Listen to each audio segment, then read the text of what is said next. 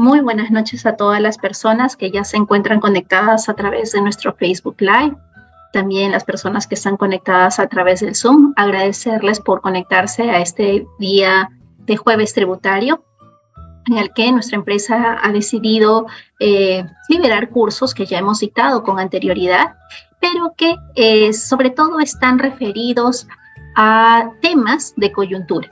Y el tema de hoy no es un tema ajeno a lo que está ocurriendo en el marco de las fiscalizaciones de la administración tributaria. Muchos contribuyentes han recibido las cartas de inicio de fiscalización por impuesto a la renta anual 2022, en la que SUNAT nos requiere 4 puntos específicos. Dentro de ellos nos pide el análisis de los ingresos, el análisis de las adiciones y las deducciones, el análisis y el arrastre de nuestras pérdidas tributarias, y también nos está requiriendo información detallada respecto del devengo de los ingresos, sobre todo cuando hemos emitido notas de crédito. ¿Sí? Entonces tenemos una fiscalización de la administración tributaria que en su mayoría ha sido notificada por fiscalizaciones parciales, ¿no? Dentro de nuestro marco del Código Tributario tenemos 3 tipos de fiscalización. La fiscalización definitiva, que es una fiscalización integral que analiza todos los elementos del tributo impuesto a la renta. Esta fiscalización, de acuerdo a lo que establece el artículo 62A del Código Tributario, puede llevarse a cabo en un plazo máximo de 12 meses, cuyo cómputo se inicia a partir de que el contribuyente proporciona la documentación a la administración tributaria, y excepcionalmente este plazo puede extenderse hasta 18 meses cuando se trata o cuando la administración tributaria verifica y aplica precios de transferencia o norma antielusiva general.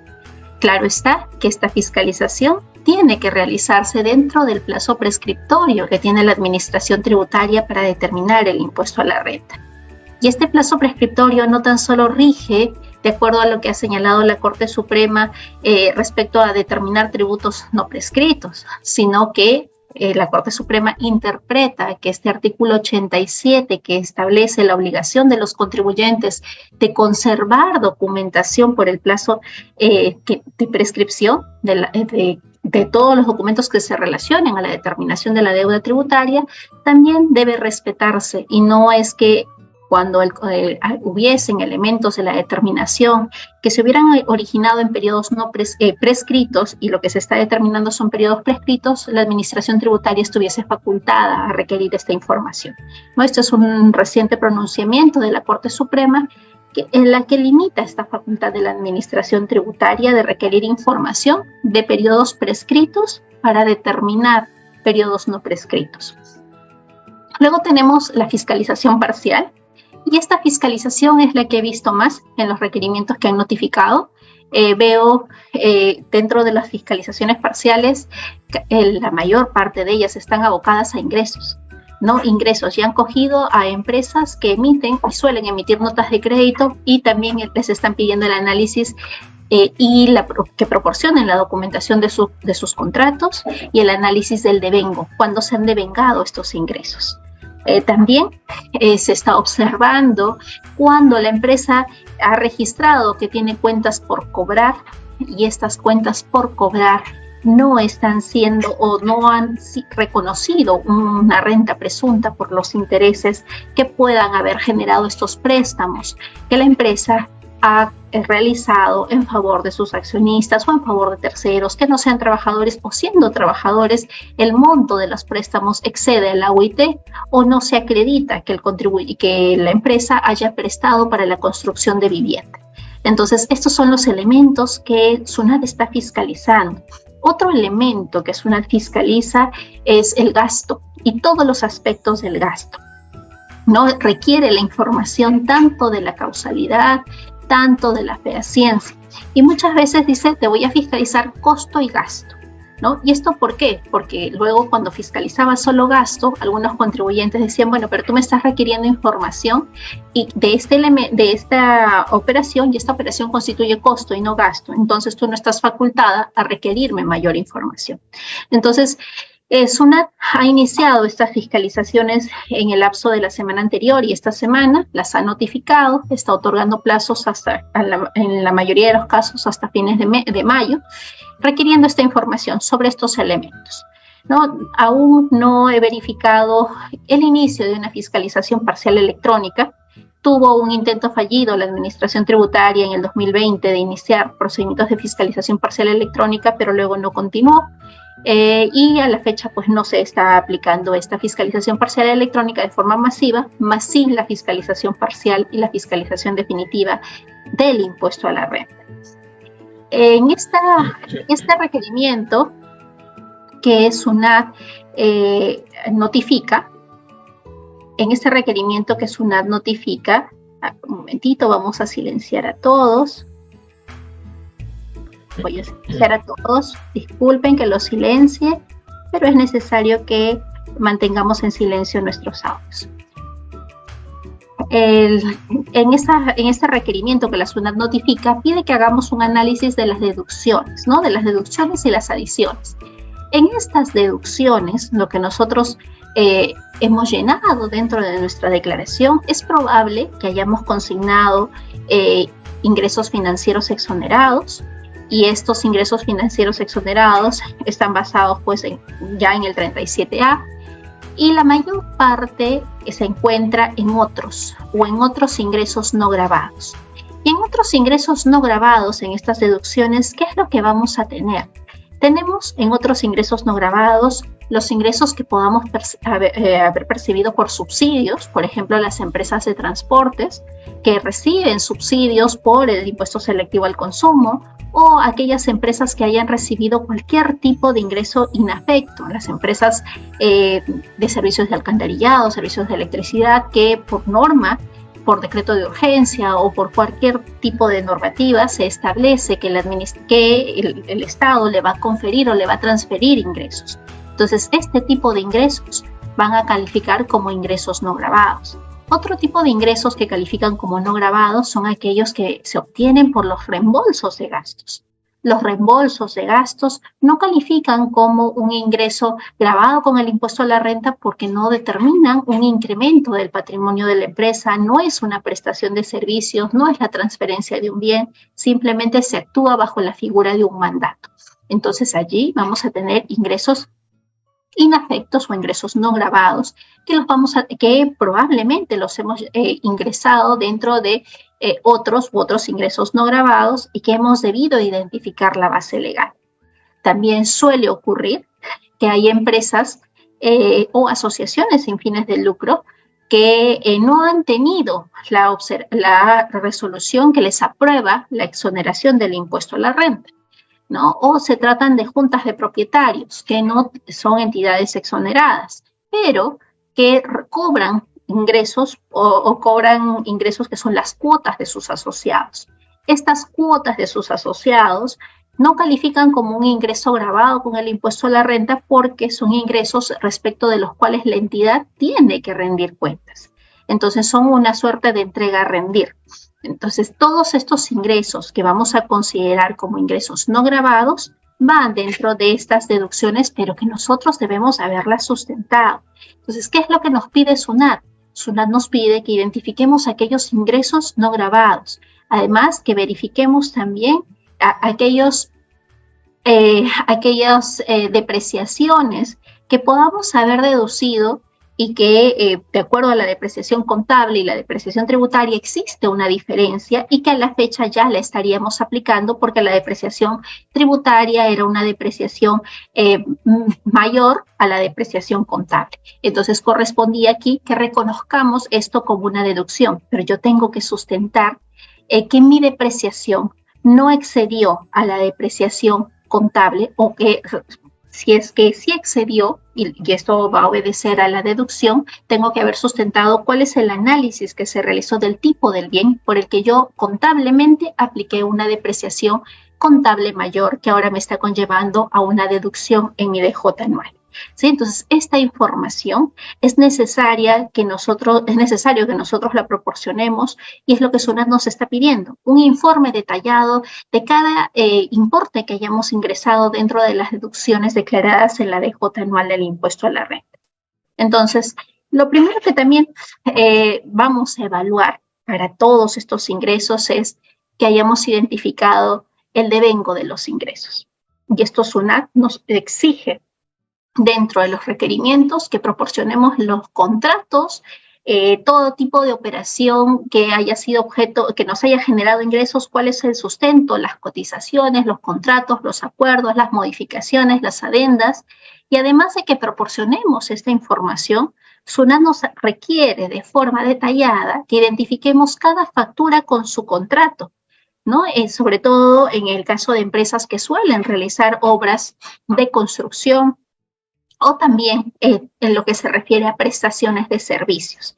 En el caso el devengo del ingreso para venta de bienes, pues SUNAT lo identifica ya con la guía de remisión, ¿no? Es mucho más sencillo porque hay una transferencia del control sobre el riesgo del bien y se entiende que habrían devengado los ingresos. También SUNAT suele observar con bastante frecuencia los anticipos que puede haber recibido la empresa. Entonces, ¿para qué? Para identificar si es que esos anticipos debieron tributar o no y cuándo es que se estaría devengando el ingreso, en la medida que un anticipo, para efectos del impuesto a la renta, no genera un ingreso gravado. A diferencia de lo que sí ocurre en el marco de la ley del IGB, que un anticipo, que es por un importe mayor al 3% de la operación, va a generar un ingreso gravado o una operación gravada con IGB, pero en el impuesto a la renta no. Entonces, SUNAT nos está requiriendo esa información, porque tenemos anticipos o facturas por las cuales no se condicen o no se ha regularizado. También nos está pidiendo que acreditemos en qué ejercicio hemos disminuido nuestros ingresos, porque hemos emitido notas de crédito y cuál es el trasfondo y el background que tienen estas notas de crédito. Se tratan de descuentos por operaciones, devoluciones, o simplemente estoy emitiendo notas de crédito porque mi cliente no me pagó en el mes en el que yo presté el servicio. Y esas notas de crédito van a ser invalidadas. Otro supuesto o otra observación que SUNAT está realizando es este tema de los intereses presuntos por ingresos presuntos que no se han reconocido por los préstamos que hemos realizado, ¿no? Entonces, ¿qué es lo que debemos identificar? Mis ingresos. ¿Qué parte de estos ingresos he reconocido realmente y se han devengado dentro del ejercicio gravable 2022? Y que yo no esté imputando o trasladando ingresos al ejercicio de 2023 que se han devengado realmente en el ejercicio 2022 o que en el ejercicio 2022 yo esté aplicando ingresos que venían del ejercicio anterior, del 2021, ¿no? Entonces, este reconocimiento indebido de ingresos por el indebido análisis del devengo en sí, está generando que la SUNAT nos acote, ¿no? Entonces, tengo que verificar los supuestos de rentas imputadas también, que tanto he prestado, he vendido a valor de mercado o no. A la fecha, en verdad, no he visto que SUNAT esté notificando en este tipo de fiscalización parcial, por lo menos, y que nos esté acotando ya directamente la observación del valor de mercado, pero lo que sí nos está observando también son los movimientos en las cuentas bancarias, ¿no? Uno de los puntos de estos requerimientos es común que nos señale que acreditemos que los movimientos en nuestras cuentas bancarias estén debidamente sustentados y nos están pidiendo esta información. O sea, además de que analicemos qué es lo que dice o cómo hemos determinado o liquidado nuestro impuesto a la renta, lo que también pide SUNAT ya en el segundo requerimiento es detállame el motivo por el que emitiste notas de crédito, detállame tus movimientos en las cuentas bancarias, cómo van relacionadas con tus facturas. Además, también detállame estas facturas, por qué las estás reconociendo en este periodo o por qué se han neteado, ¿no? Entonces, esa es la información que SUNAT nos requiere. En el caso de las entidades exoneradas, Hay algunas fiscalizaciones que también está iniciando la SUNAT. Sabemos que hace poco se ha publicado el decreto legislativo 1549 que prorroga esta exoneración a las entidades exoneradas hasta el 2026, pero ocurre que hay muchas entidades exoneradas que han perdido esta calidad porque la misma administración tributaria detecta de que tienen operaciones no reales o no fehacientes, o porque han realizado cambios en sus estatutos y no han actualizado sus estatutos. Entonces, esa calidad de entidad exonerada es la que puede ser cuestionada por la administración tributaria ya en esta fiscalización y les va a requerir obviamente toda la información cual si fuera una empresa respecto de los ingresos y respecto de los gastos de las entidades exoneradas. Y hay un elemento en el que SUNAT incide, que todas las actividades de la entidad exonerada se hayan realizado en el país. Basta que una actividad de la entidad exonerada o un depósito o una salida del dinero vaya con destino fuera del país, esto ya es objeto de observación para el retiro de la exoneración del impuesto a la renta. ¿Sí? Entonces, lo que yo tengo que acreditar también en mi DJ anual, la obligación que tengo es de señalar a quién he donado, ¿no? Yo siempre tengo que identificar si es que he donado, a quién he donado. Y si es que yo identifico que he donado a una persona jurídica o persona natural fuera del país, esto ya es causal para que la SUNAT observe esta declaración y considere el inicio de una fiscalización para quitar la exoneración del impuesto a la renta a las entidades previstas en el inciso B del artículo 19 de la ley del impuesto a la renta, ¿no? Y esta detalla a las asociaciones sin fines de lucro culturales, las educativas, las de asistencia social, incluso los partidos políticos. Las entidades religiosas no calzan ahí porque están dentro del 19A. ¿No? Entonces, a ellas solamente se les quita la exoneración siempre que realizan actividades fuera del país. Pero para las otras entidades, cualquier tipo de gasto no sustentado o no causal propio con los fines de la asociación sin fines de lucro está siendo observado en las fiscalizaciones que SUNAT está realizando.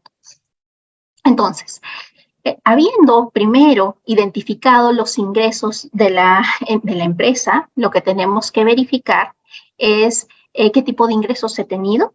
He tenido ingresos inafectos, he tenido ingresos exonerados. Eso es lo que debo evaluar. He recibido indemnizaciones que no impliquen la reparación de un daño. Eso es un ingreso gravado. He recibido intereses moratorios por alguna deuda o alguna factura que no me la pagaron a tiempo y entonces se han configurado los intereses moratorios. Eso yo lo he debido reconocer. Suele ocurrir que estos intereses moratorios no los reconocen o los intereses compensatorios no los reconocen como ingreso gravado. Y este sí es un ingreso gravado con el impuesto a la renta. Sí. Ahora, hay ingresos que constituyen renta inafecta. Dentro de estos, los subsidios que he recibido del Estado, también van a considerarse renta inafecta aquellos ingresos por drawback o cuando yo entrego materiales para la ejecución de un servicio y que no está determinando esto el incremento del patrimonio respecto de la empresa que está recibiendo estos materiales, simplemente como parte de la ejecución del servicio, eso para la empresa que recibe esos bienes no va a calificar como un ingreso gravado. Aquí entra también el tema de las bonificaciones. Las bonificaciones otorgadas a los distribuidores, esas bonificaciones como tales para el distribuidor no califica como un ingreso gravado con el impuesto a la renta. El reembolso de gastos y aquellas indemnizaciones por reparación de daños, que siempre que se cumpla con lo que establece el reglamento, pues tampoco lo vamos a reconocer como ingreso gravado. La Corte Suprema nos establece y nos dice, contrario a lo que interpreta la SUNAT, que solamente se va a considerar como un ingreso gravado lo que incrementa el patrimonio, ¿no? Esta es una casación que se publicó en diciembre del 2022, muy importante, en la que le dice a la SUNAT, un momentito, si es que el distribuidor ha recibido una bonificación, esa bonificación no está incrementando su patrimonio, no tendría por qué reconocerlo como un ingreso gravado. Tampoco aquellos financiamientos que efectúa el Estado por un mandato legal, tampoco tenemos que reconocerlo como un ingreso gravado.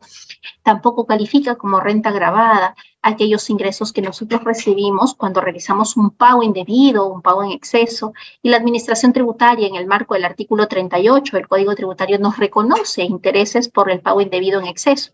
Eso no lo debo considerar como un ingreso gravado, ¿no? Sino que yo tengo que quitar ese ingreso dentro de mi declaración jurada anual como una deducción.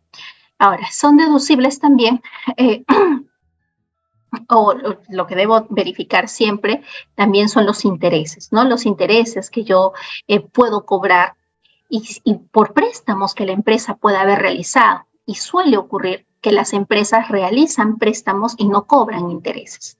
Entonces, cuando la empresa realiza un préstamo y no cobra intereses, entonces la norma, el artículo 26 de la ley del impuesto a la renta dice, un momentito, si usted está prestando a una persona natural o jurídica que no es parte vinculada, entonces tiene que aplicar la presunción y determinar la renta ficta en función a las normas, a la TAM o a la TAMEX, y ahora que se ha modificado, porque todavía para el 2022 teníamos la TAM y la TAMEX, tiene que determinar eso como renta ficta. Y en el caso que usted le preste a una persona jurídica o persona natural que es parte vinculada en el marco de las reglas del artículo 24 del reglamento, reconozca también un interés presunto, pero ese interés presunto se va a determinar en función a las reglas de precios de transferencia o las reglas de valor de mercado. Entonces, eso sí debemos haberlo reconocido. Tener cuidado en la diferencia entre un préstamo y un reembolso. Un reembolso de gastos, tal y como lo indica la SUNAT en este informe 111 del 2021, no tiene un origen en una transferencia de bien ni en una cesión de uso.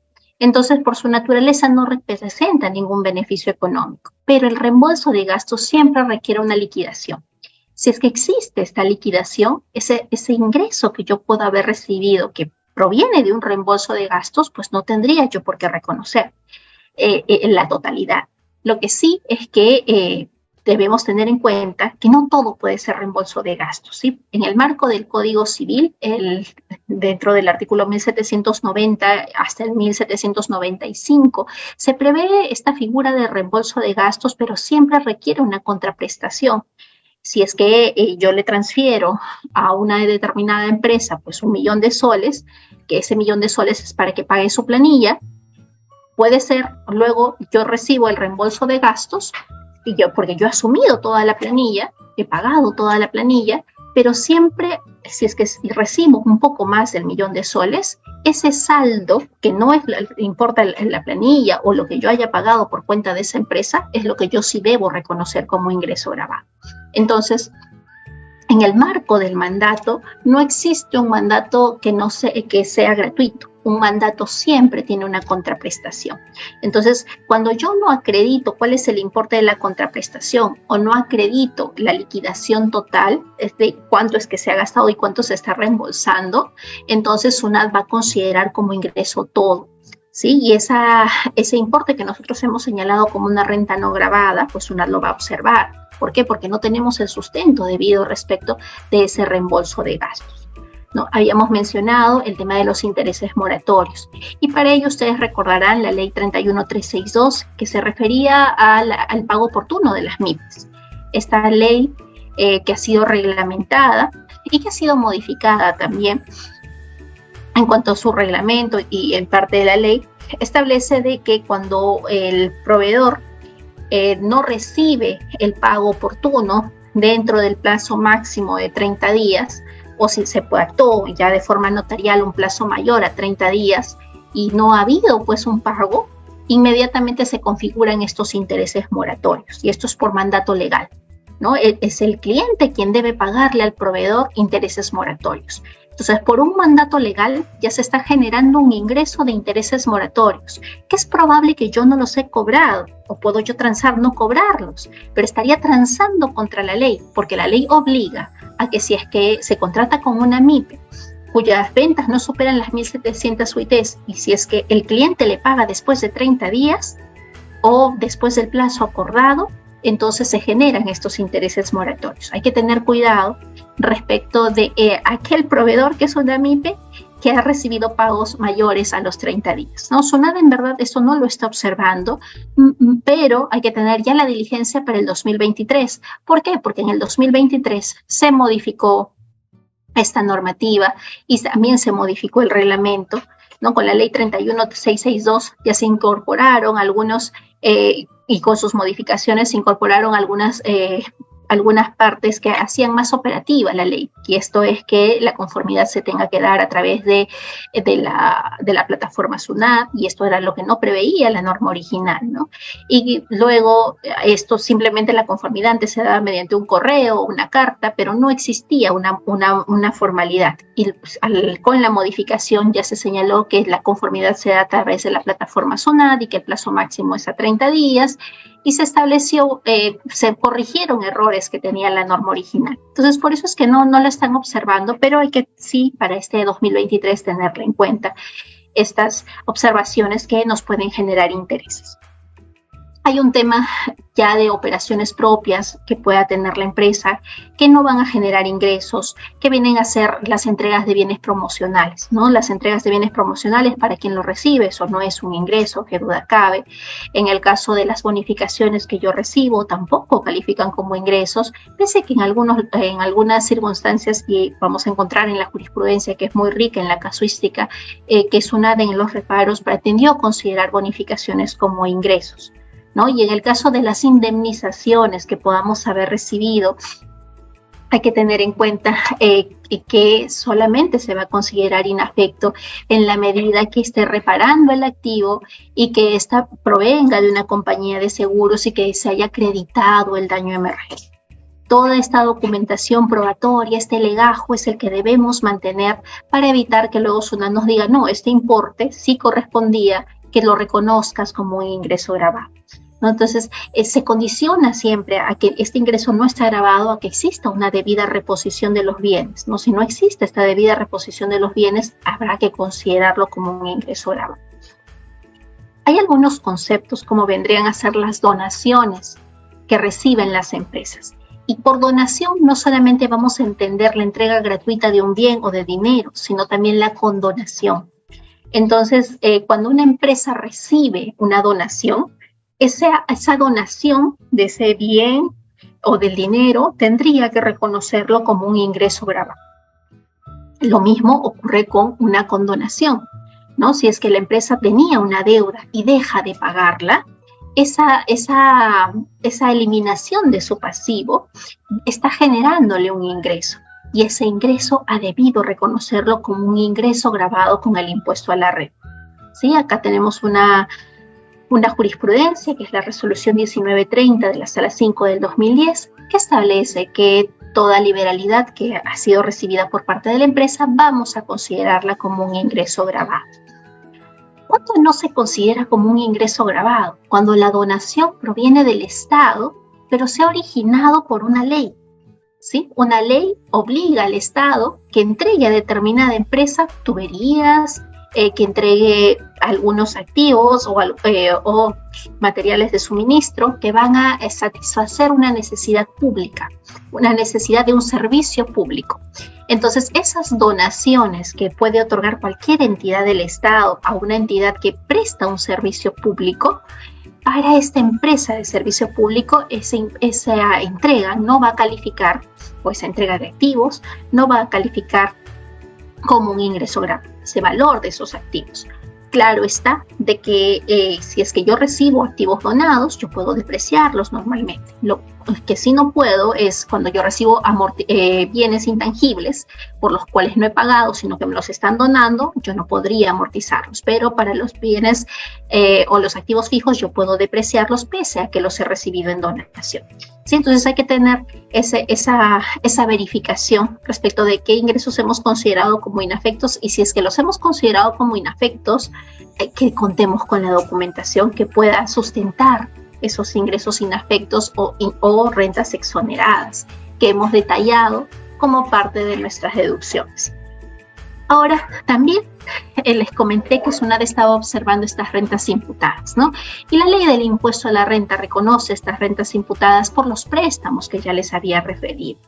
Entonces, tenemos estos préstamos que se han realizado a trabajadores y que son por un importe mayor a la UIT. La empresa debió reconocer el ingreso. O por importes mayores a 30 UITs, debió reconocer el ingreso. ¿Sí? Entonces, dependiendo de a quién se le presta, se aplicará por las reglas de precios de transparencia o las reglas básicas del artículo 26 de la ley del impuesto a la renta. Miren, esta jurisprudencia señala la RTF 2547 de la Sala 9 del 2019, que en el caso de préstamos, cuando existe la obligación de devolver el dinero, pero que no se pactaron intereses o pactándose estos intereses fueron menores a los que establece la norma, entonces de igual forma se tiene que reconocer este interés presunto y la única prueba en contrario va a ser los libros contables del deudor, ¿sí? Entonces verifiquemos eso. Hace poquito hemos tenido un decreto legislativo, el 1545, que ha modificado esta regla del interés presunto, adecuándolo porque ya la tasa LIBOR que se utilizaba para la TAMEX, para calcular la TAMEX y determinar la renta presunta, solo tiene una vigencia hasta el 30 de junio, ya tiene prácticamente un mes y pico de vigencia, ¿no? Entonces la norma ha adecuado este dispositivo y ha señalado un factor de ajuste. Este factor de ajuste obviamente va a ser de que se determine una menor renta presunta, porque ya ha establecido reglas para el factor de ajuste, tanto para los préstamos que se realicen en moneda nacional como para los préstamos que se realicen en moneda extranjera. Pero esta norma, este decreto legislativo 1545, al modificar la ley del impuesto a la renta en el 2023, recién entrará en vigencia a partir del año 2024.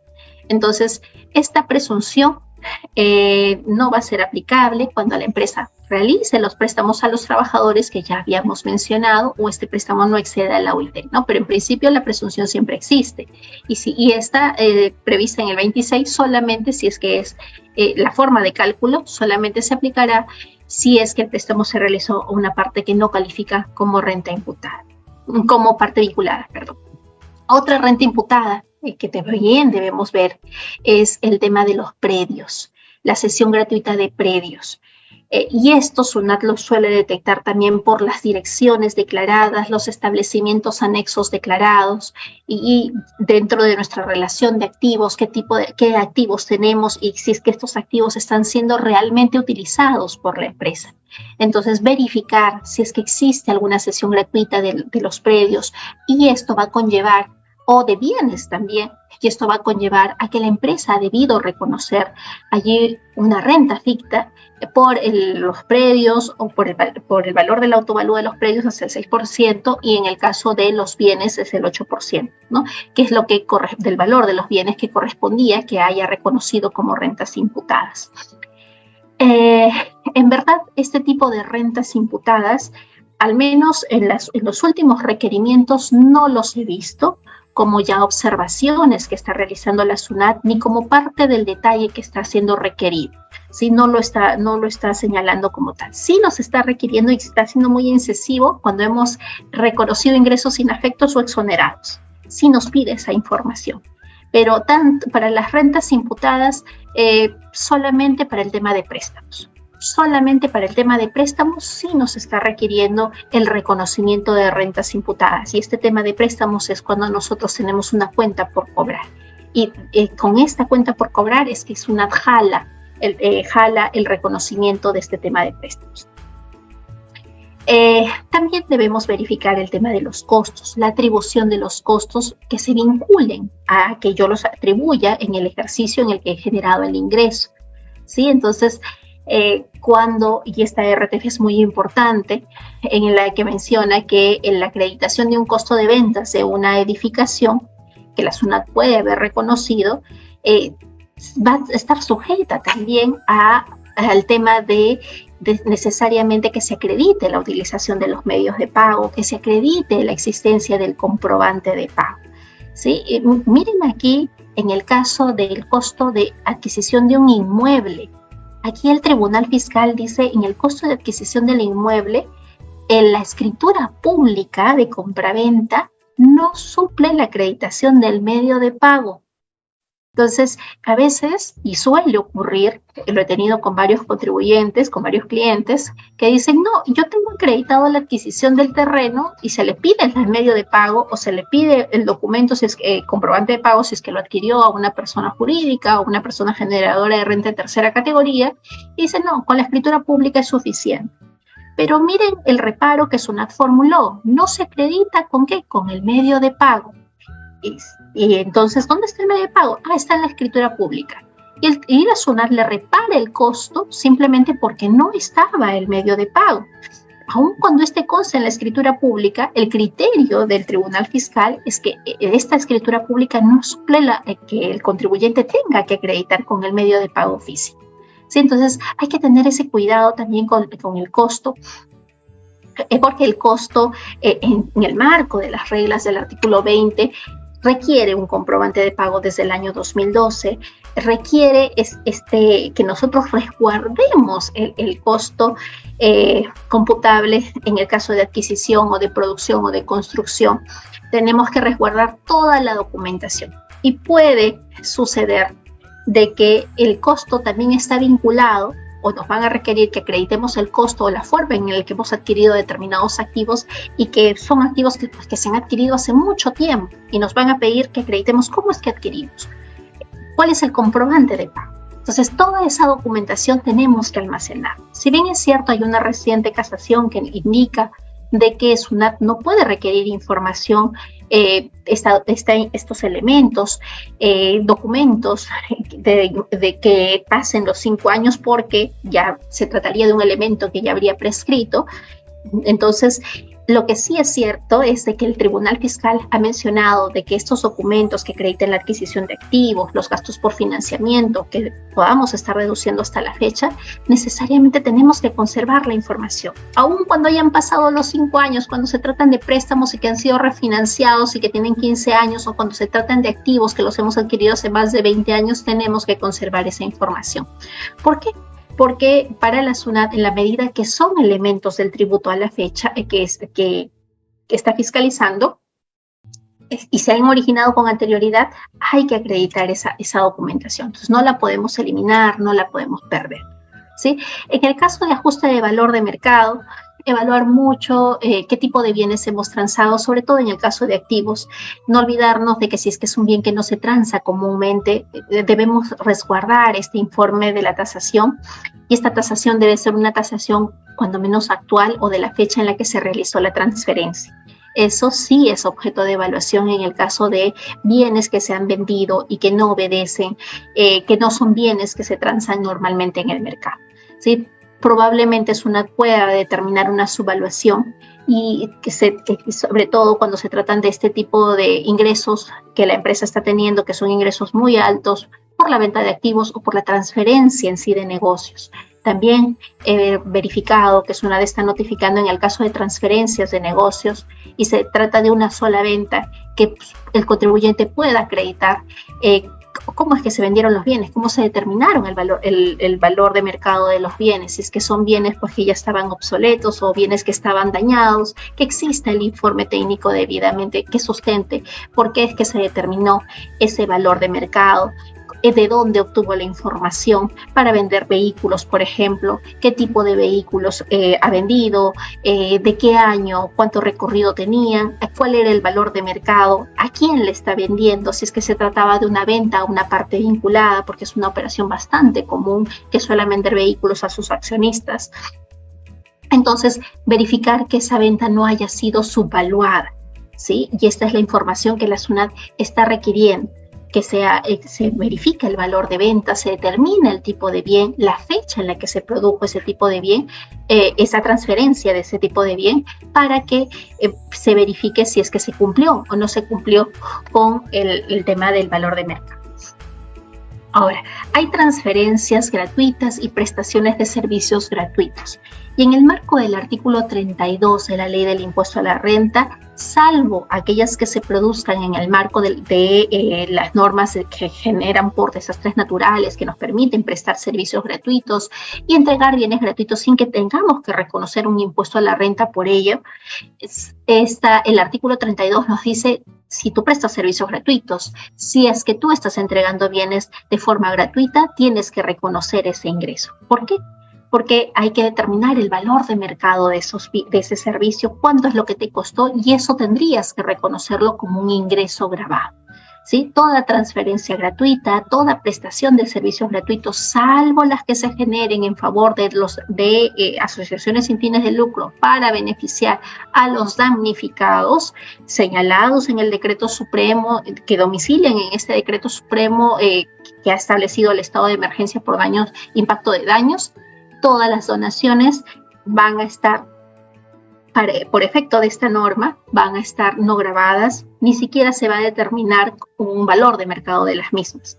Pero estos decretos supremos que declararon el estado de emergencia fue recién para el 2023, para el 2022 no tuvimos eso. Entonces, si es que hemos realizado transferencias gratuitas o prestaciones de servicios gratuitos, habría que reconocer el valor de esos servicios gratuitos o de esa venta de bienes gratuitos como un ingreso que está gravado con el impuesto a la renta. Hay que diferenciar si es que hemos recibido algunos bienes como parte de promoción, y este es el caso de esta jurisprudencia, en el que la recepción de bienes como parte de la promoción no se considera como un ingreso gravado, ¿sí? Siempre que se haya generado como parte de la política de publicidad, la política de ventas de la empresa, ¿no? Y aquí lo que pretendió la SUNAT es considerar como un ingreso gravado los libros que había recibido una entidad como parte de la publicidad que estaba realizando otra. Entonces, esa recepción no va a calificar como un ingreso gravado. El patrimonio no registrado, no declarado. Esto también es un elemento que la SUNAT está verificando en la fiscalización. Y dentro de este patrimonio no registrado, vamos a encontrar las acreencias no reconocidas, ¿sí? Aquellas acreencias que no están reconocidas en el balance y no están declarados, o aquellos bienes y derechos que no se han declarado, o cuando nosotros registramos pasivos que no son reales. Hay obligaciones inexistentes que están declaradas en el balance.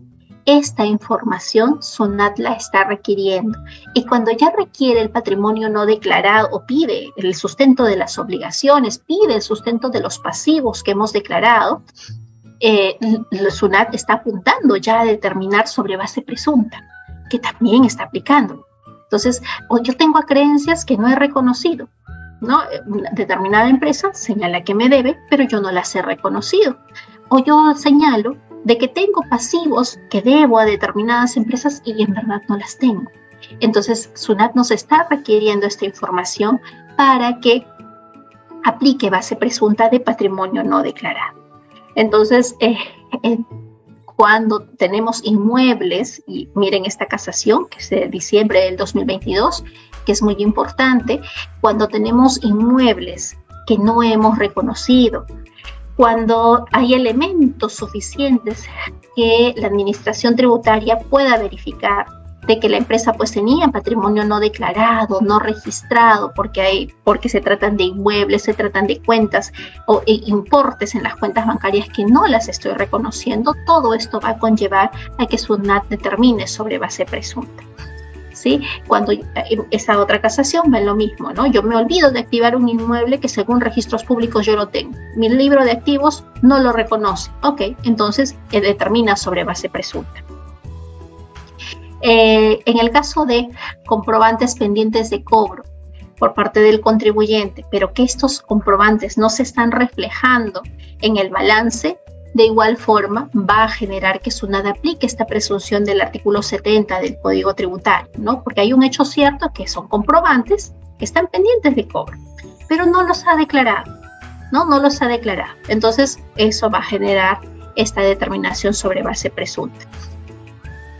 Ahora, en el caso de que exista un patrimonio omitido también porque no se puede determinar o no se condice el importe de las ventas declaradas con los movimientos en las cuentas. Eso también determina un patrimonio omitido. ¿Sí? Entonces, el tema del patrimonio omitido es bastante sinuoso, el camino, cuando nosotros no tenemos en orden nuestras cuentas, cuando nuestros movimientos no se reflejan con nuestra facturación o cuando no podemos identificar quiénes nos han depositado, y por eso es que nos olvidamos de registrar, nos olvidamos o omitimos considerar esos importes como ingresos. Hay que tener mucho cuidado porque esto va a conllevar de no poder acreditar o de no rectificar en el curso del procedimiento de fiscalización y reconocer ese ingreso, que SUNAT luego nos determine sobre base presunta. Y eso ya es muy nocivo. Que SUNAT aplique la base presunta es muy, muy nocivo, tanto para el impuesto a la renta como para el impuesto general a las ventas. Otro concepto, y este es el que les mencionaba, que es debemos analizar el devengo. Muy pocas empresas permiten a su departamento contable la documentación contractual, ¿no? Les permiten conocer. Lo que hacen es simplemente, mira, estas son mis facturas que he emitido, anótalas y eso es todo. Pero la SUNAT no se conforma con ello. SUNAT lo que pide es de que se pueda verificar cuándo te correspondía emitir la factura, cuándo prestaste el servicio, cuándo es que en verdad correspondía que tú reconozcas el ingreso. ¿Sí? Entonces, es eso lo que SUNAT está cuestionando. No se basa en las facturas solamente y lo que he anotado en mi registro de ventas o lo que he anotado en mi libro diario. No, SUNAT pide ya la documentación contractual y la documentación comercial. ¿Para qué? Para que se pueda verificar si es que este criterio de una imputación temporal de los ingresos, que vendría a ser a qué ejercicio corresponde ese ingreso, ha sido bien determinado o no.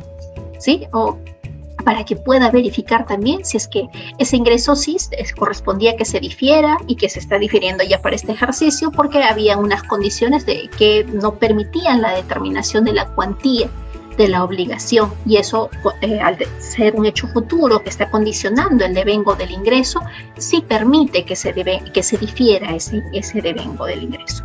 ¿No? Hay supuestos, hay excepciones al devengo, y estas excepciones al devengo están vinculadas sobre todo a estas ventas que se realizan a plazos mayores a un año, o hay excepciones al devengo que se generan por los hechos futuros que tienen unas condiciones en cuanto a la determinación de la cuantía del ingreso que no permite su reconocimiento. Entonces, lo que yo tengo que identificar en mis contratos, y no solo en mis facturas, cuándo se devengaba el ingreso. Y para determinar cuándo se producen estos hechos sustanciales que generan la obtención del ingreso, hay que analizar, además de mi contrato, cómo va de la mano con la documentación que acredita la prestación del servicio, cómo va de la mano esto con los pagos que he recibido, ¿no? Entonces, y en función a ello es que yo tengo que verificar si es que mis facturas han sido correctamente emitidas. Muchas veces no se emite la factura por lo que dice el contrato que ya se hubiera devengado, o por las conformidades de la obra, o por los porcentajes. Simplemente se emite la factura por un monto estimado, ¿sí? Y este monto estimado puede ser menor o en otros casos mayor. Entonces, ahí hay que tener cuidado con la revisión específica de cada, sobre todo en estas empresas que suelen tener contratos de servicios, cómo es que estarían determinando en el caso de servicios el devengo del servicio. Son servicios a plazo determinado, a plazo indeterminado, hay una forma de liquidación, cómo es que se está pactando la retribución. En el caso de entrega de bienes, lo mismo. ¿Cómo es que se determina? Entrega de bienes es sencillísimo. Yo entrego la transferencia del control y ya estaría devengado el ingreso. ¿Sí? Ya estaría devengado el ingreso. El tema va para servicios, y este tipo de empresas prestadoras de servicios son las que están siendo fiscalizadas. ¿Por qué? Por este es el concepto en sí mismo del devengo. También considerar que el comprobante de pago no determina el devengo de un ingreso. Puede ser que yo no haya emitido el comprobante de pago, pero yo tengo que reconocer el ingreso. Regularizaré, emitiré el comprobante de pago consignando de que hay observaciones en ese comprobante de pago que se trata de una operación que se produjo, que se devengó en el mes anterior o el ejercicio anterior, pero en mi declaración jurada yo tengo que reconocer ese ingreso indistintamente de si existe un comprobante de pago o no existe. ¿Sí? Entonces, en determinar, de acuerdo al 57, ¿cuándo se devenga el ingreso por venta de bienes? Cuando el adquirente tiene el control. ¿Cuándo el adquirente tiene el control? Con la entrega. ¿Cómo se acredita la entrega? Con la guía de remisión. ¿Sí? Entonces, aquí ya al tener haber transferido ya el riesgo de la pérdida del bien al adquirente, ya se devengó el ingreso, no salvo pues algunas condiciones que puedan existir en el caso de que se pueda pactar, de que existen pactos comerciales entre el transferente y el adquirente que otorgue a uno de ellos determinados derechos o cláusulas de resolución del contrato, o cuando no se puede identificar si es que el bien al momento de su entrega reunía la calidad o no. La SUNAT y el Tribunal Fiscal han señalado que este tipo de pactos comerciales no estarían variando el devengo, porque ya con la entrega se habría devengado el ingreso. Entonces, un ajuste del peso, un ajuste de la calidad o de lo que fuera, simplemente se modifica a través de una nota de crédito, pero el devengo del ingreso ya se produjo con la sola transferencia, ¿sí? Con la sola transferencia o con la sola entrega del bien. La sola entrega del bien ya estaría reconociendo o conllevando a que la empresa tenga que reconocer ese ingreso. Esto se cambia un poquito y hay una serie de reglas más específicas para el caso de servicios, y en el caso de servicios tenemos que verificar si son servicios de ejecución continua y estos servicios de ejecución continua están a tiempo determinado. Hay que verificar cómo es que vamos a determinar el devengo. Hay una forma proporcional, se ha pactado el 30%, el 20%, ¿cuánto es lo que tengo que reconocer como ingreso? Si es que son servicios de ejecución continua a tiempo indeterminado, hay que buscar el mejor método de medición, ¿no? Cómo hemos acordado y cómo se podría determinar lo ejecutado. Para eso nos van a servir las conformidades de obra. Las conformidades de obra nos sirven tanto para que nuestro adquirente acredite la fehaciencia del servicio que ha adquirido, y como para nosotros proveedores de poder identificar, que la SUNAT pueda verificar que efectivamente hemos reconocido el ingreso por el servicio prestado en el periodo que corresponde. Y suele ocurrir que me suelen consultar algunos clientes, me dicen, pero lo que pasa es de que todo el ingreso yo lo he reconocido en el ejercicio que corresponde, pero puedo haber diferido, ¿no? Entonces, un servicio que se prestó en enero, en verdad, yo lo he facturado recién en el mes de marzo y he realizado mi pago a cuenta en el mes de marzo. SUNAT no me tiene que acotar nada, yo no le debo nada a la SUNAT, pero en verdad el servicio sí lo había prestado en el mes de enero. Entonces, lo cierto es que SUNAT sí le va a acotar. ¿Por qué? Porque ese servicio va a formar parte de la base del pago a cuenta del mes de enero, en el ejemplo que les he propuesto. Entonces, ese diferimiento está generando intereses, y esos intereses van a tener que ser reconocidos por el contribuyente, calculados, ¿no? Hasta la fecha de la presentación de la DJ anual. Entonces, puede ser que en el ejercicio no haya una omisión, pero el pago a cuenta sí me va a traer una acotación, ¿no? Entonces, para eso debemos verificar y aplicar correctamente estas reglas de devengo de servicios. Ahora, en el caso de que se haya acordado de acuerdo al grado de realización, debemos contar con documentación de inspección del porcentaje. Entonces, toda factura que se emita, y el departamento contable tiene que requerir esta información, es la conformidad y el contrato. ¿Qué es lo que dice? ¿Va de la mano o no? Porque si yo solamente me dedico a registrar facturas, pues es muy probable que las facturas no tengan ninguna correlación con lo que efectivamente se ha efectuado, ¿no? Y ahí vienen las observaciones de la administración tributaria. Hay algunas definiciones ya de contrato de ejecución continua que la propia SUNAT ha señalado, que son aquellos contratos que se distribuyen en el tiempo ininterrumpidamente, ¿no? Puede pactarse algunos servicios cuyo devengo no se determine o no se pueda determinar en un periodo en concreto, sino que se condiciona a que ocurran determinados hechos. Por ejemplo, de que se determine en las ventas realizadas. Se suele pactar en el caso de arrendamientos, que hay un arrendamiento básico y luego hay una parte de la renta que se determina en función a las ventas de la empresa. Entonces, cuando no se puede determinar la cuantía de esa parte de esa renta variable en el arrendamiento o en el servicio y se condiciona a que se realice una auditoría, por ejemplo, entonces en esos casos sí va a corresponder, que se trate de un hecho futuro, que se pueda diferir el ingreso. Sí, acá hay algunos casitos que les presento de las Cortes Supremas en el que diferencia, por ejemplo, en el caso del arrendamiento con el derecho de llave. En el caso del ingreso por arrendamiento y derecho de llave, el derecho de llave se genera instantáneamente y no tengo por qué vincularlo con el tema del arrendamiento. El arrendamiento se devenga cuando se pone a disposición los bienes. Puesto a disposición los bienes, ya se generó el devengo de la renta por el arrendamiento. Sí, y esta regla de arrendamiento del ingreso por arrendamiento rige tanto para las rentas de tercera categoría como para las rentas de primera categoría. Sí, hay muchos contribuyentes de primera categoría que dicen, no, yo no voy a pagar el impuesto a la renta de primera categoría porque mi inquilino no me pagó. No obstante, dentro de las reglas del 57, las rentas de primera categoría se reconocen, paguen o no me paguen, lo mismo que pasa con las rentas de tercera categoría. Acá hay un informe que la SUNAT emitió respecto a la renta variable, en el que dice, no, bueno, si es que la renta variable se determina en función a un hecho futuro, esa parte de la renta variable reconócela cuando se produce ese hecho futuro. ¿Sí? Entonces hay que verificar eso.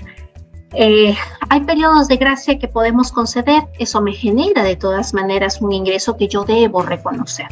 ¿Sí? Hay supuestos como calidad, peso y contenido que no califican como hecho futuro. En el caso del devengo que se difiere por ventas por plazos mayores a un año, hay que verificar que puede tratarse de una cuota, pero que se pense a un plazo mayor a un año, me aplica esta regla del artículo 58 de la Ley del Impuesto a la Renta, ¿no? Entonces, en ese caso, yo puedo diferir ese pago del impuesto a la renta porque el pacto fue que se van a vender bienes a un plazo mayor de un año. El diferimiento del ingreso va vinculado también con mi diferimiento de los costos, ¿no? Yo no puedo reconocer un costo si es que no he reconocido un ingreso. Eso no se puede realizar. Ahora, el devengo del hecho siempre va a justificarse y también va a ir relacionado con una nota de crédito. Si es que yo he emitido una nota de crédito, la nota de crédito está supeditada al comprobante de pago. Yo no puedo anotar una nota de crédito si previamente no he anotado un comprobante de pago.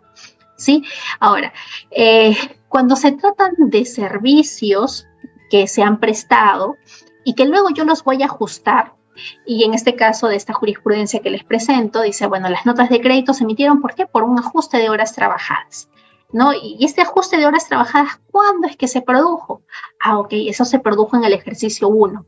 Entonces, esa nota de crédito debió afectar el ejercicio 1 y no el ejercicio 2. ¿Por qué? Porque ya se conocía cuando se produjo el supuesto de hecho que me iba a generar la aplicación de la nota de crédito, ¿sí? Y eso es lo que SUNAT cuestiona mucho. Cuando emites tu nota de crédito, ¿por qué la emites? ¿La estás emitiendo porque estás prestando o se están ajustando el valor de tus servicios? ¿Y cuándo se produjo el hecho que te estaría generando la emisión de la nota de crédito? Y cuando se produce ese hecho que es el origen de la nota de crédito, a ese ejercicio es que se debe imputar esa nota de crédito. A ese ejercicio es que debe ajustar el ingreso a la nota de crédito. Ahora, cuando yo emito notas de crédito por descuentos, la administración tributaria me va a pedir que yo acredite por qué emití la nota de crédito. Y suele ocurrir que las empresas dicen, bueno, la emití simplemente porque había un error y no señalan nada más.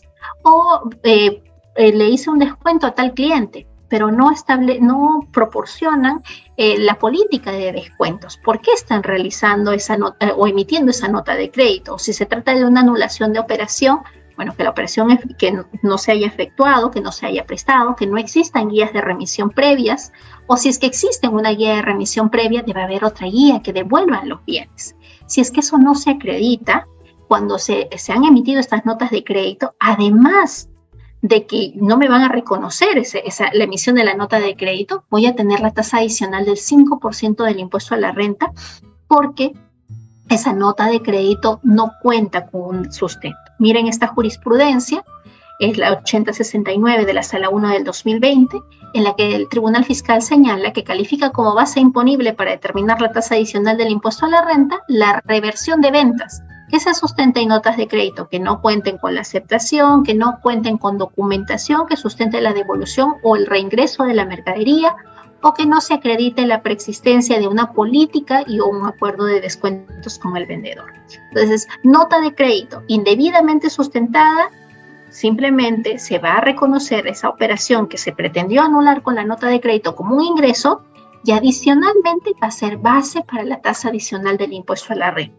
¿Sí? Esta jurisprudencia ténganla en cuenta y es lo que SUNAT aplica, ¿no? Todo lo que no está sustentado, no te voy a ajustar el ingreso que tú has disminuido con la nota de crédito. Esta jurisprudencia, cuya imagen ya le he pegado para que ustedes puedan comprenderla, cuestiona también el tema de las notas de crédito, ¿no? Dice, hay una nota de crédito que lo que hace es anular una factura, ¿no? Y es por un monto significativo, 93.000 soles. Entonces, la SUNAT lo que cuestiona es, dice, bueno, hay una factura que se emitió por un determinado producto que ascendía a 93.000 soles. Pero luego, lo que hizo el contribuyente fue emitir una nota de crédito. Y con esa nota de crédito disminuye el importe consignado en esa factura y como resultado lo que hace es poner 93.000 soles, anula la operación. Y se le pide al contribuyente que sustente porque ha anulado la operación. Y el contribuyente simplemente no sustenta. ¿Por qué se trató de una venta anulada? ¿Qué es lo que pasó? ¿Se volvió a facturar? ¿No se entregó el bien? No hay sustento alguno. Entonces, esa nota de crédito que anulaba la factura por el mismo monto por el que se emitió, simplemente quedó sin efecto y se cobra y se reconoce esos 93.000 soles facturados como el ingreso que correspondía ser reconocido. Luego, sobre servicios. Miren aquí, tanto la SUNAT y el Tribunal Fiscal confirma, dice, si es que se trata de servicios, notas de crédito por servicios, no es posible devolver un servicio, ¿no? Dice acá en el caso, se trata de una factura que se emitió como consecuencia de cumplimiento de condiciones de generación de un honorario de éxito y luego se emite una nota de crédito. Pero el contribuyente no cumple con sustentar los motivos que generaron la emisión de la nota de crédito, ¿no? Y dado que se trata de la prestación de un servicio, que es la cobranza de una deuda, entonces no correspondía que sea anulada esta factura con una nota de crédito. ¿Por qué? Porque se trata de un servicio. Y esto lo señala expresamente el Tribunal Fiscal. Si se trata de un servicio porque fue debidamente ejecutado, no se puede anular la operación con una nota de crédito. En el caso de las facturas que han sido anuladas y con notas de crédito y que luego se sustituyeron con otras facturas, miren las exigencias que el Tribunal Fiscal ha corroborado, ya ratificado por parte que ya había afectado a la administración tributaria en cuanto a las sustituciones de las facturas, ¿no? Entonces dice, bueno, has emitido tales y tales facturas y tú me estás diciendo que las has anulado y que las has vuelto a emitir. Ok, pero vemos la descripción de los comprobantes de pago que han sido redactadas ya de forma general y no se vinculan, si tú me dices que han sido refacturados, debería ser el mismo concepto, ¿no? Entonces, no hay forma de verificar la coincidencia y tampoco hay ninguna carta, ninguna comunicación con tu cliente que tú le hayas comunicado los errores en los que hayas incurrido y la razón por la que le emitiste la nota de crédito. ¿Sí? Entonces, como no hay esta información, yo no te reconozco esa nota de crédito y te hago tributar 2 veces, por tu factura original y por tu siguiente factura con la que has refacturado. Es muy importante el tema de las notas de crédito. A veces se emiten notas de crédito de forma tan laxa y no nos damos cuenta que eso nos puede perjudicar porque SUNAT va a reconocer ambas facturas, la original que fue anulada por una nota de crédito con la nueva, como ambas como ingresos grabados, cuando en verdad se puede haber tratado de una sola operación. Entonces, la emisión de las notas de crédito debe tener todo un protocolo para su emisión, ¿no? Todo un bagaje de documentos que puedan sustentar por qué se está emitiendo una nota de crédito. Verificar también el tema de los descuentos, cuándo es que y qué tipo de descuento es el que se está aplicando, y en función a eso, esa nota de crédito va a afectar al ejercicio en el que se produzca el hecho que genere el descuento. ¿Sí? No se puede aplicar a cualquier ejercicio. La nota de crédito yo no la puedo anotar cuando yo quiera, no, es en el periodo en el que me emiten, y ese periodo en el que me emite tiene que condecirse con el hecho y tengo que probar por qué me emite esa nota de crédito en ese periodo. Esto SUNAT lo está observando tanto para renta como para IGB, para ambos. Para renta por el tema de los ingresos que estoy disminuyendo. Para IGB lo mismo. Yo disminuyo ingresos cuando emito nota de crédito, ingresos grabados con IGB, o operaciones grabadas con IGB. Por eso es que el tema de las notas de crédito es muy delicado, su emisión y el debido sustento. Aquí también, si es que hay un tema de descuentos por volúmenes y había que llegar a una venta, ¿no? Si es que determinado cliente, pues en un lapso de tiempo me llegaba a comprar 3 millones de soles, entonces yo le hacía un descuento del 30%. ¿Cuándo es que se conoce o hasta cuándo yo tengo ese tiempo para determinar cuánto me debe cobrar?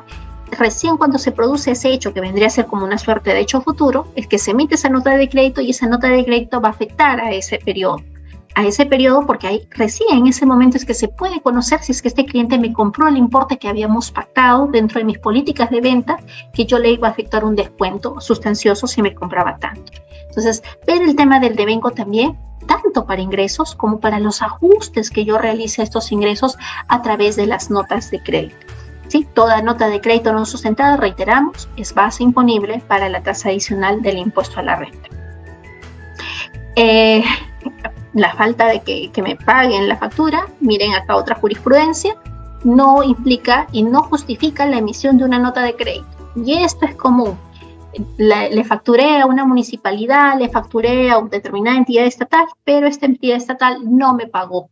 Entonces yo le voy a facturar cuando me pague, ¿sí? Y emito mi nota de crédito. Aquí en esta jurisprudencia 4773 de la Sala 3 del 2020, el Tribunal Fiscal ha señalado que el hecho de no me paguen no califica como un supuesto en el que me habilite para emitir una nota de crédito, sino que yo debo reconocer ese ingreso en el mes en el que se devenga, ¿sí? En el mes en el que yo ya presté ese servicio.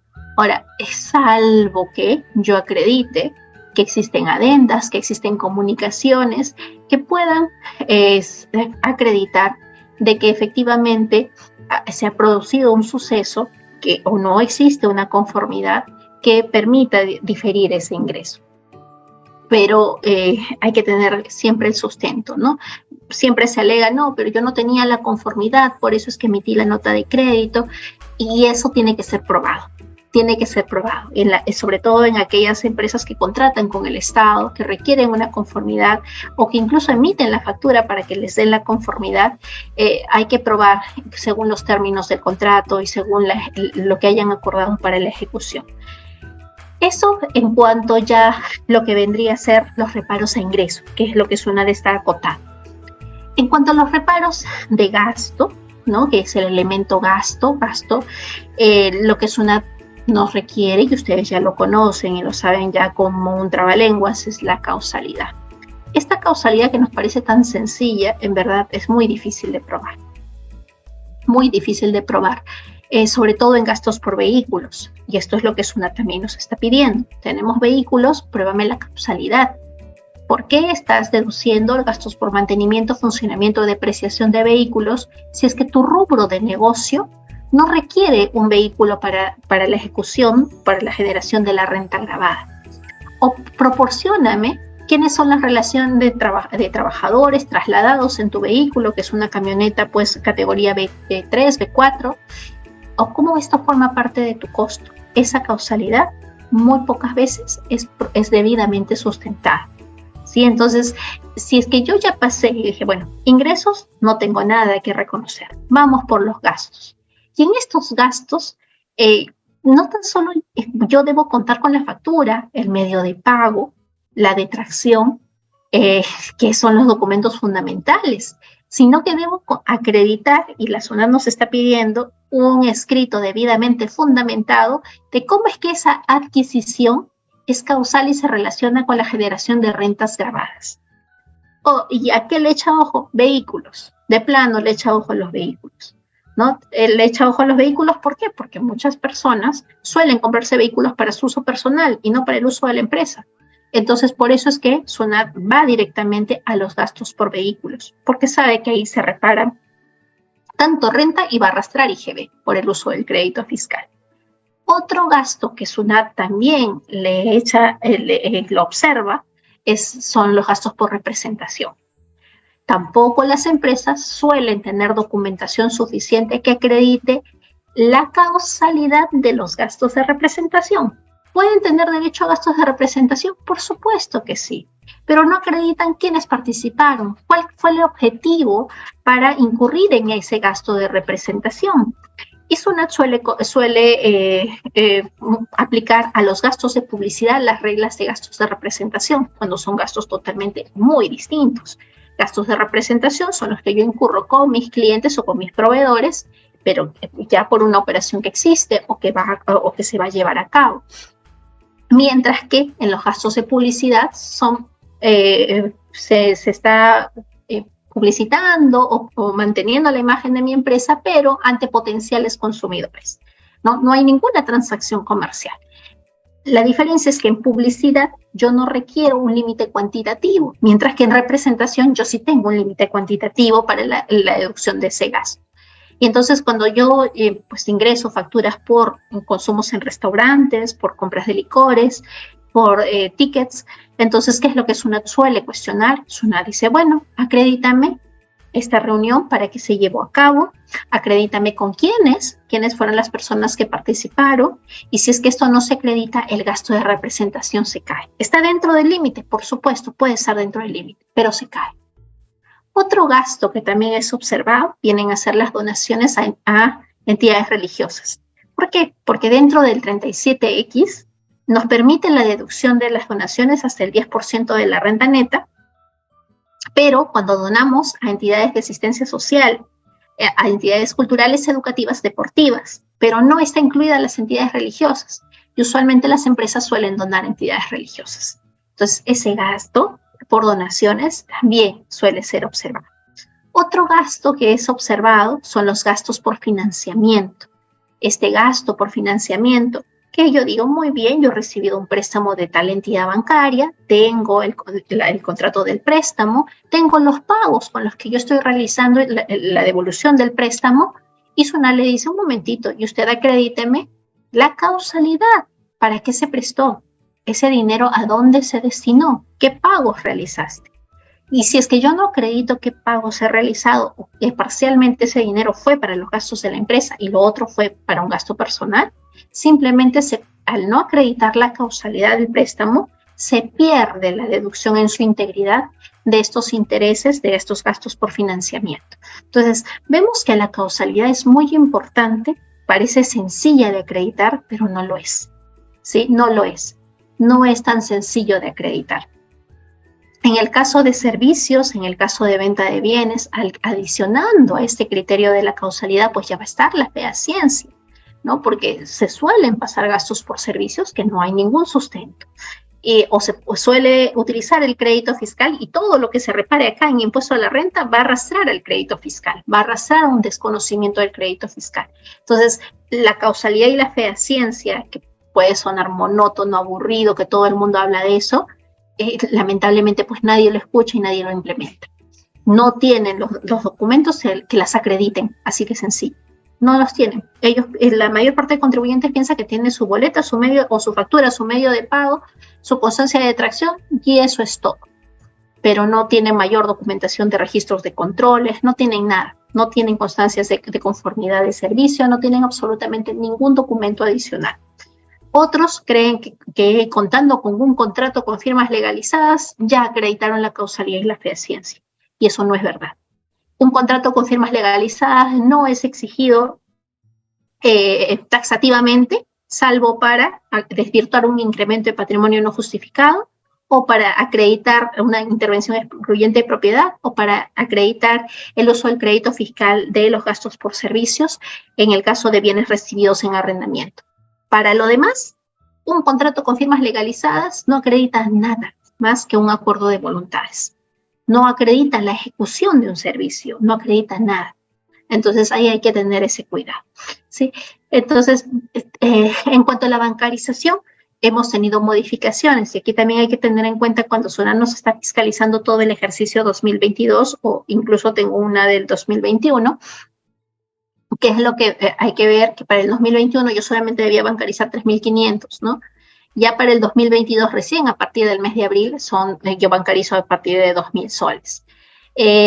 No me pueden en una fisca de renta exigir una bancarización por un monto menor, salvo pues todavía no se encuentra vigente este decreto legislativo 1355 referido a los sujetos sin capacidad operativa, todavía no se encuentra vigente porque no está reglamentado, y no me pueden exigir las reglas de convalidación de la no fehaciencia de la ley del IGB, que sí se puede exigir medio de pago por montos inferiores cuando se tratan de operaciones no reales, que SUNAT le está imputando el inciso B del artículo 44. Para renta, simplemente, yo tengo que acreditar que todas mis operaciones superiores a los 2.000 soles fueron debidamente bancarizados. Así es que estamos hablando del 1 de abril de 2022 y antes 3.500 soles o $1.000, ¿no? En el caso de todos los préstamos que he recibido, y esto he visto también con frecuencia, que hay empresas que reciben préstamos de sus socios, pero reciben los préstamos de sus socios en efectivo, ¿no? Y de acuerdo al artículo 8 de la ley 28194, los préstamos en efectivo pues no se consideran un préstamo o simplemente no me van a generar un gasto deducible por financiamiento. ¿Por qué? Porque la regla para un préstamo es que préstamo, aunque sea de un sol, tiene que ser bancarizado, tiene que recibirse el dinero en cuenta y tiene que devolverse el dinero en cuenta, ¿sí? Y si es que intervino el accionista, tiene que existir ese contrato con firmas legalizadas para el préstamo, ¿sí? Para el préstamo. Entonces, el hecho de que yo señale a la SUNAT que yo tengo un préstamo del accionista y estoy deduciendo, le estoy pagando intereses, no me van a reconocer los intereses. Por otro lado, también suele SUNAT decir, bueno, tú tienes un préstamo con tu accionista, pero demuéstrame cómo es que ingresó ese dinero. Incluso he tenido una fiscalización en que ese importe lo han pretendido considerar como patrimonio no declarado. Entonces hay que tener mucho cuidado cómo ingresa el dinero a la empresa, qué medios probatorios tengo, ¿no? Y en el caso de las remuneraciones y beneficios sociales también cuidar. En el caso del pago de los trabajadores, cuidar el uso del medio de pago. Además de cuidar el uso del medio de pago, sobre todo en el supuesto de pago de utilidades que me están requiriendo, y ya esto forma parte del criterio jurisprudencial, es que se haya presentado, se haya proporcionado, que conste no tan solo con la fecha de emisión del cheque, sino comunicación al trabajador de que ese dinero, si es que son trabajadores cesados, que ya no trabajan para la empresa, o esos cheques estuvieron puestos a disposición para que el trabajador pueda cobrarlo en cualquier momento, ¿no? Si es que se trata de trabajadores cesados, suele SUNAT cuestionar esto. ¿Cómo le entregaste? ¿Cómo le pagaste? ¿En qué momento le pagaste? Antes del vencimiento de la DJ, hay que tener ese cuidado, ¿sí? Ahora, hay pagos, por último, acá en este tema de los medios de pago, cuando nuestros proveedores nos dicen, no me pagues a mí, págale a un tercero. Entonces, ya con esta modificación que se introdujo en la ley de bancarización, se incorporó el artículo 5A y nos dice que hemos debido haberlo comunicado, nosotros o nuestro proveedor, nos lo debió haber comunicado a la SUNAT. Si no contamos con esa constancia, a partir del 1 de abril del 2022, de haberlo comunicado a la SUNAT, simplemente ese gasto lo tenemos que reparar, ¿sí? Ese gasto no lo puedo utilizar, tampoco podré utilizar el crédito fiscal. Ahora, si es que es antes del 1 de abril y yo le he pagado a un tercero, entonces lo que sí debo tener es una carta en la que este proveedor me señale expresamente que no le voy a pagar a él, sino que le voy a pagar a tal empresa. Entonces, esa comunicación comercial tiene que existir. De lo contrario, me van a desconocer el gasto por no existir la bancarización, ¿sí? Entonces, esta comunicación de la entrega, del pago a tercero es muy importante para acreditar la bancarización. En los gastos en general, límites cuantitativos que establece el reglamento, la ley del impuesto a la renta y la propia ley, Gastos de representación ya habíamos señalado. No todo gasto de representación por el hecho de que mis gastos no superan el 0.5% de los ingresos brutos hasta el tope de las 40 UITs, yo lo puedo deducir. No, tengo que acreditar a qué cliente le agasajé, qué le di, tengo un cuaderno de control o a qué proveedor le di. Aquí no vamos a considerar los gastos de viaje. En el caso de gastos recreativos en favor de los trabajadores, tengo que acreditar también el tope, ¿no? El tope, que no me haya excedido, a quién le entregué esos bienes. Tenemos que verificar también en el caso de los gastos recreativos, ingresan todos los gastos vinculados al bienestar del trabajador, incluso de sus hijos menores de edad. Entran aquí dentro de los gastos recreativos, gastos de salud, entran y calza también los gastos por botiquín que la empresa pueda realizar para habilitar un botiquín como parte de las normas de seguridad y salud en trabajo. El gasto de depreciación, la aplicación debida de las tasas de depreciación.